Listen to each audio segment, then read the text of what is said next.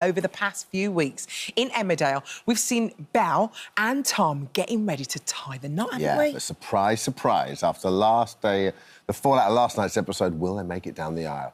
Will Belle realise Tom's controlling ways? You sent Shazamazza to find out.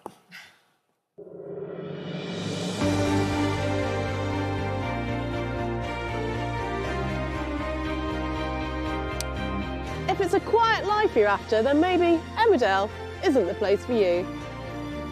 Since 1972, we as a nation have been enthralled by the goings-on in this small village in the heart of the Yorkshire Dales.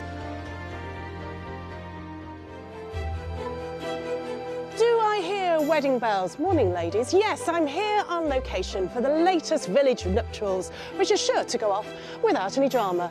Oh, who am I kidding? This is Emmerdale. Oh, thanks, Vicar. Just a round of applause for James Hoolan, 29 years at Emmerdale.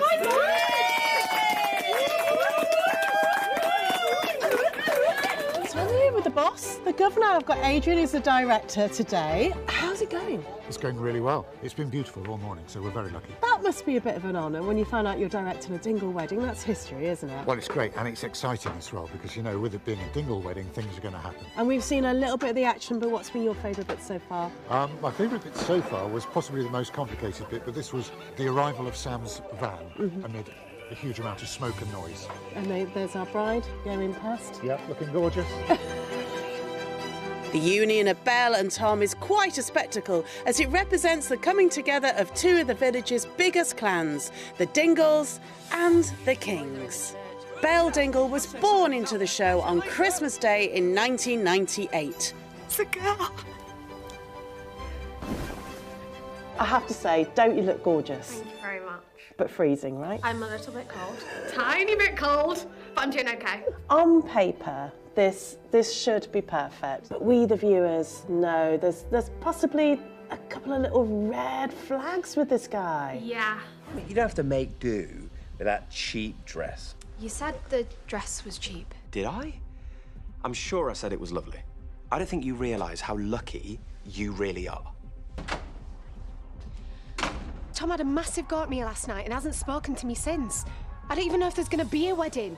Belle is just so blinded by the love and the dream wedding and the dream man that she isn't really seeing it. But there's been a few little things, yeah. She didn't want to take on the King name. And I think I'm going to keep my own surname, so... Since when? She wanted to be a Dingle through and through, and she is kind of pushed into becoming a king. I think she's just brushed it under the carpet. Any doubts? Just sack it off.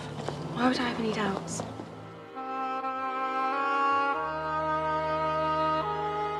In the land of Emmerdale, Belle's father, Zach Dingle, is currently in Scotland, unable to attend the wedding due to a bad back. In reality, actor Steve Halliwell sadly passed away last year, something the cast are still coming to terms with. He's obviously such a big part of our lives, and it's lovely because being here, he's still with us. He's still in every single moment. Truly the father of Emmerdale. He was. I tell you what, though, I think he'd be having words with you about this storyline. Oh, he would, definitely, 100%. Poor little Belle.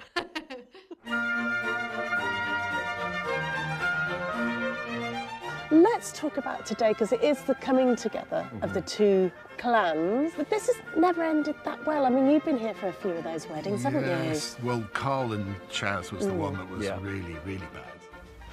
Oh! Oh! Kings and Dingles don't go together. No. Except in fights. I don't think he really thought about how he will be marrying into that family. He's just so focused on marrying Belle because he loves her. And you do know it's not champagne in those wellies, don't Is it you? not? No. I thought it was. And you met Torval and Dean. Yes, I did. Of course I'll marry you. You too? Next year dancing on ice, then?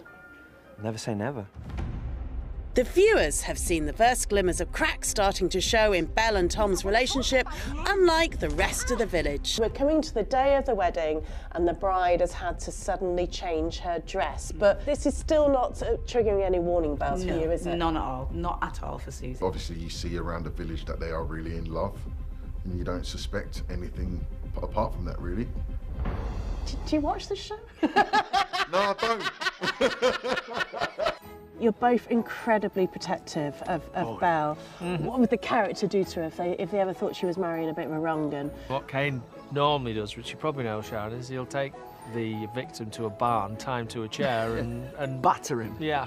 We've not held anyone hostage for a while, have we? No, we A haven't. couple of episodes. Yeah, we could do that. Mandy got very excited, didn't she, during the hen party? But through that, she's a little bit wary of it. The radar's out, isn't it? Yeah, she's a bit like, what's he up to? Oh, we'll see. For over 50 years, the Emmerdale team have delivered some of the most memorable moments in soap history. And today, they've done it again, serving up a fine love story, not without its fair share of drama.